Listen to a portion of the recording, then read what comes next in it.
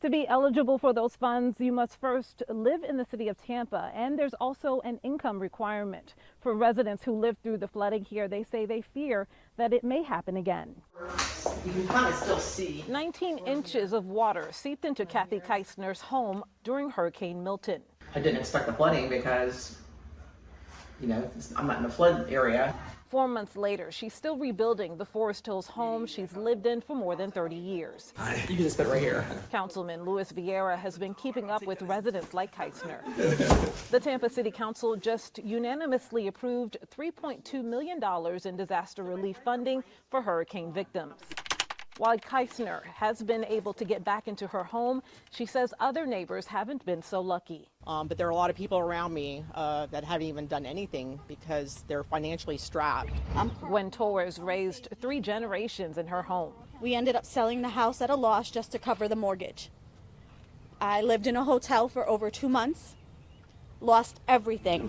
Felix Figuerelo's parents lived in their West Park Estates home for 52 years before Milton. With the insurance issues, everybody's worried about that. What's next? And they're also worried, one of the biggest worried is this going to happen again?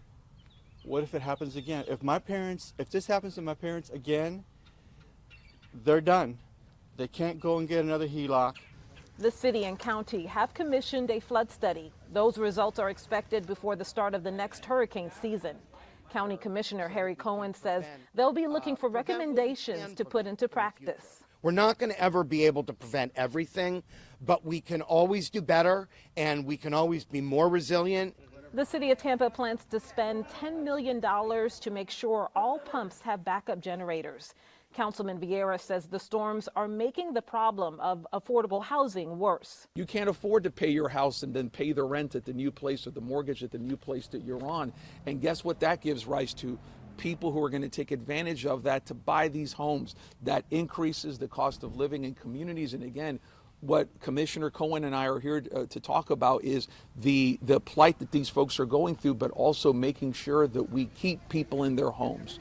Over the next 4 to 6 weeks, public meetings will be held to discuss flood mitigation efforts.